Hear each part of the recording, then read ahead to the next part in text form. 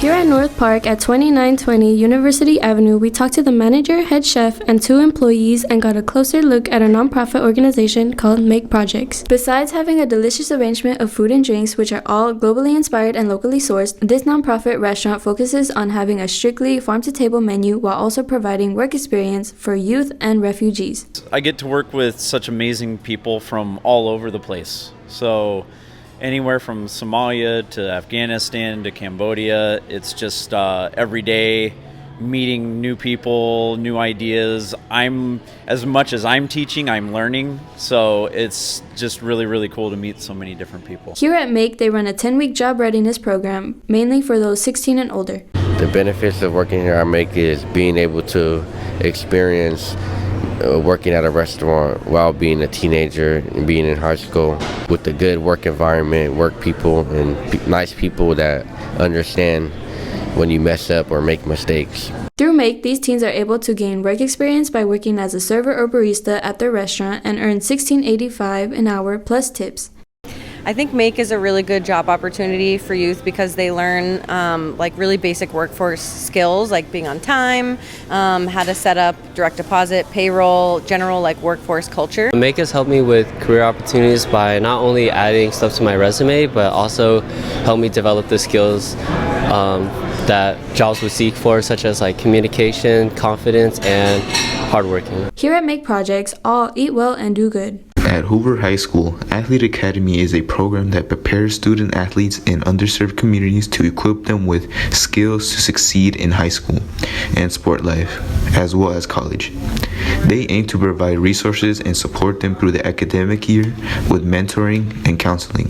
How has this program improved you as an overall athlete? It has connected me with other student athletes at different universities. I've gotten tips, a lot of different methods on how to improve in areas that I may be struggling in, and going to training with them also helps improve. What does this program mean to you? Being in this program, it means good. You know, you can have a lot of opportunities to go to college. You know, different things, and you know, you get to meet new people, and yeah. How do you help student athletes throughout the academy year? So with Athlete Academy, we do a lot of mentoring with our student athletes, as well as tutoring if they need it. So just kind of being their support however we can. What made you start this program? I wanted to find a way to impact the lives of young student athletes. I was a student athlete, I was a professional athlete, and received a lot of support in my journey, which allowed me to do my best. And now I believe it's my professional journey to do the same thing for the next generation of student athletes. What are your future plans for this program? To keep getting more student athletes involved, to keep getting more support for our student athletes. I would like to grow our group, get more Hoover Cardinals to join the group and support them on their journey to college. We want everyone to have the goal of doing well in school and doing well in their sports and the dream of going to college. For more information about this program and how to join, come to room 1304 during lunch on Mondays and Fridays in the morning. Office Monitor, a class located in the office filled with a variety of jobs each student is designated to do every week, guided by the administration staff who give these tasks and make sure they are being done correctly. I will present to you students who took on the role of an office monitor, including the staff. What skills do you think you've developed or improved upon through your experience as an office monitor? I've developed my communication skills. What do you contribute while working in the office? Something I contribute while working in the office is definitely my time. What are your primary responsibilities as an office monitor? So some of my primary responsibilities are getting passes on time. What do you contribute while working in the office? I help out the counselors and answer phone calls. What skills do you think you've developed or improved upon through your experience as an office monitor? Communication and teamwork. How long does it take you to complete your duties? It really depends how fast you work, or depends how long you take the passes. From running passes to, I know now that we have kids coming in late to school, they help checking in students and getting them passes so they can get to class on time. How often do you send monitors to deliver passes? I don't really rely on you guys or ask you guys to do too much, but then there's other times where it's like period after period. How do office monitors contribute to the efficiency of the school's administrative office?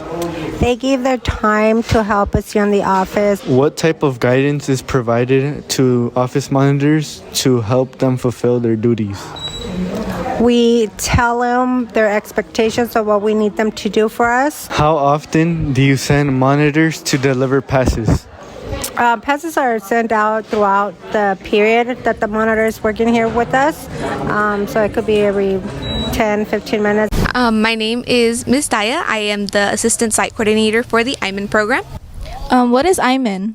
Iman is an after-school program that provides activities for students that are mostly career-based. So if there's something that you want to do and it might be able to help you in the future, that's probably the clubs and activities that we offer all of the students after school. What has Iman been doing these last few months? These last few months, we actually started a couple of new activities, including driver's ed. It came back not too long ago. We also have guitar club. That one is really cool. A lot of students are like improving really fast. And something else that we're currently doing right now is we're planning a big event that's going to be taking place in April. In April, it's going to be including a lot of different schools and a lot of their after-school programs, and it's going to be like a talent show for like different high schools. What is Iman going to be doing in the future? Pretty much the same thing that we've been doing so far. We're hoping to add on to the clubs and activities. Something that we are keeping in mind is probably including more dance activities, maybe more like barbering and haircut in the future, but that's still to be determined. But that's what we're looking forward to add on to our activities. Yeah. Thank you. Okay, can you say your name for us and your grade? My name is Christopher and I'm in the 10th grade. Okay, how does Iman help you in your skills? In my skills, in FIFA, pretty good, but opportunity-wise, it's pretty good. Crocheting, makeup, stuff like that. Iman's fun. It's just a fun place to be.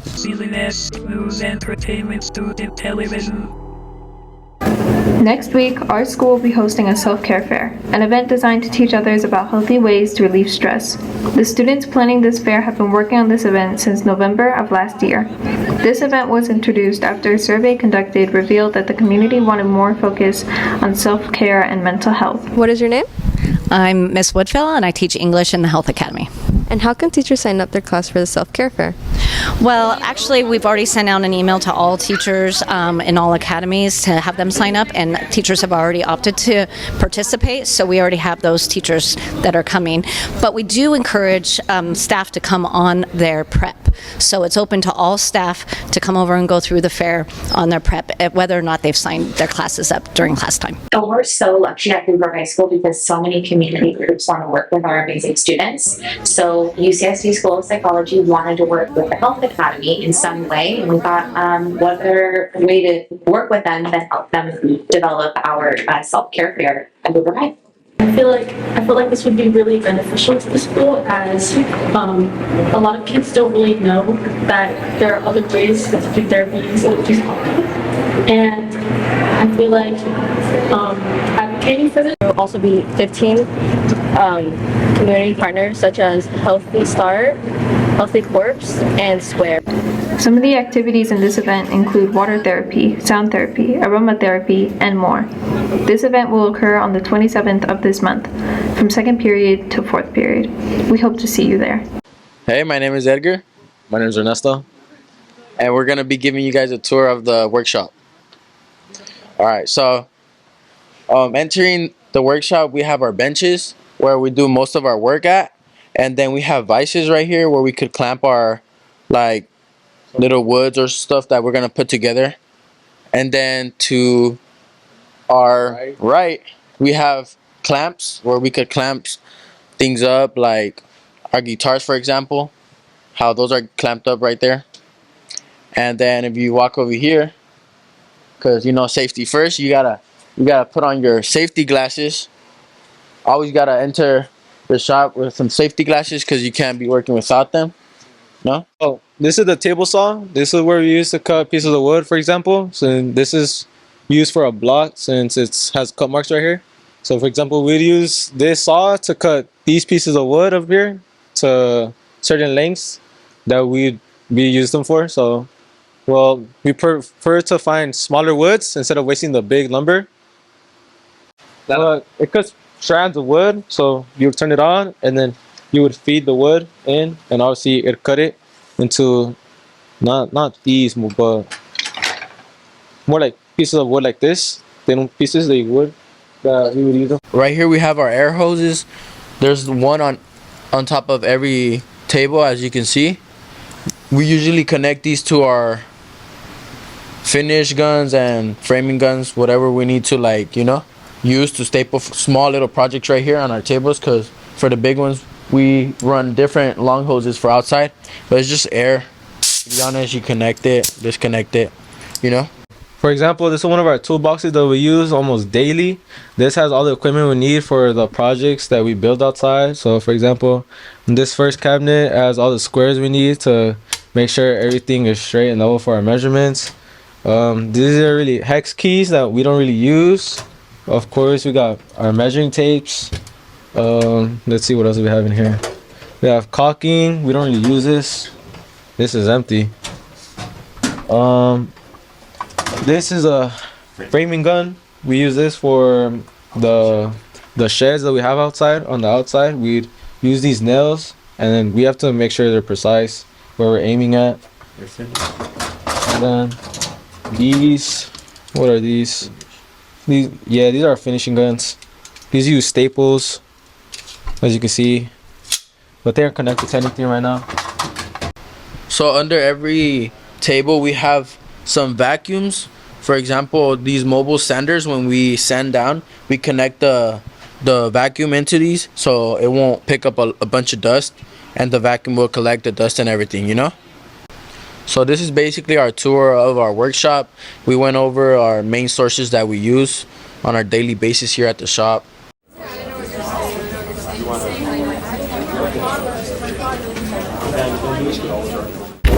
During the 7 hours at school, are you washing your hands enough or too much? And what about hand sanitizer? Hi, I'm Dawn Renard, one of the nurses here at the health office at Hoover High School. How many times should students be washing their hands during the day?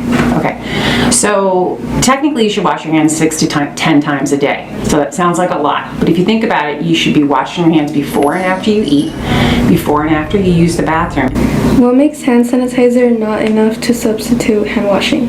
Okay, so a hand sanitizer is not cleared to be used on visibly soiled hands. Would you say you wash your hands enough? I would say I wash my hands frequently, but probably not enough. Hi, could you introduce yourself? Yes, Mrs. Pringle. I'm the Alma School Counselor and Scholarship Counselor. Okay. What would you rate the overall cleanliness of the school? You know, keeping a school clean is super hard. The custodial staff does their amazing job. They need more help. So sometimes it doesn't get as clean as usual. How many times do you wash your hands during the school day? Oh, I probably wash my hands probably about at least 4 or 5 times during the school day. And what do you think could be done so students wash their hands more? For students, just probably, I mean, they probably know they need to. It's just probably more to practice, you know? My name's Art. I'm Jennifer. How many times do you touch the door tape? Like 2 times. None. I use my feet. Could you wash your hands more often? Yes. What can help you remember to wash your hands? Like signs of posters.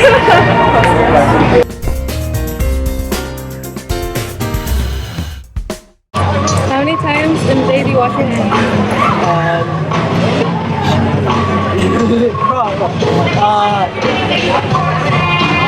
Like every day, all the time, every time I go to the restroom. Every day, every time. How many times in a day do you wash your hands? I would say I wash my hands before and after I use the bathroom, and then before and after I eat. Me too, and also like right when I go home from school. How many times in a day do you wash your hands? Mostly like every day, like into like 10 or 20 seconds. How many times in a day do you wash your hands? Easily over 30 times a day. How many times in a day do you wash your hands? Whenever I go to the bathroom. How many times in a day do you wash your hands? 3 times a day. 3 times.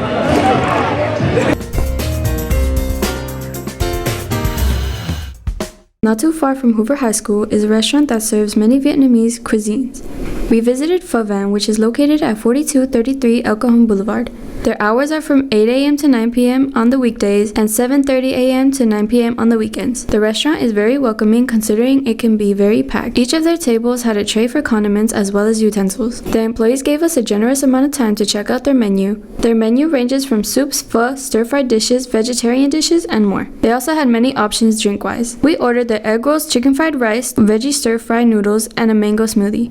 Everything was plated nicely. For instance, the chicken fried rice was complemented with cucumber, tomatoes, and pickled veggies. Each of the dishes, the fried rice and stir-fried noodles especially, came in decent portions. To really bring the dishes to their full potential, make sure to use the condiments provided and ask for the chili oil. If you're looking for a place that will satisfy your cravings, stop by Pho Van. Don't forget, the Cesar Chavez Club is hosting a food drive all throughout the month of March. If you have any donations, make sure to drop them off in room 159 with Mr. Salgado. Good morning, Hoover students. I'm here with Andrew, the program manager for the Student Channel Service Clubs. and today we'll be asking him, along with his club members, questions. So, Mr. Andrew, what do you hope to gain or accomplish from this food drive? Yeah, so for the past couple of weeks, we've been working on organizing a food drive here at Hoover High School. The reason why is because we've been actively working with the Migrant Center, which is now Central Elementary. However, it closed down 2 weeks ago, and we want to sort of figure out how to help those individuals who have no place to go now, since they're being dropped off at several transit stations. And we want to make sure that we are able to provide some services with, like, it could be food, it could be clothing. So we just want to make sure that we're able to provide that for them. We're still actively working on figuring out an organization that we can partner up with, because since the Migrant Center closed, we need to, make sure that we are able to find an organization that's willing to accept our donations. And now I am here with, April and Alina. and I want to know, why do you guys enjoy doing this? I think I really like helping people, and I feel like as a club we're able to conjoin and be with just provide with people, and I feel like a food drive is the best way that we can help our society, especially with the flood. And where can people go to get the food? People can always go to local organizations such as San Diego Hunger Coalition, or they can always come by the Hoover Market and come get food.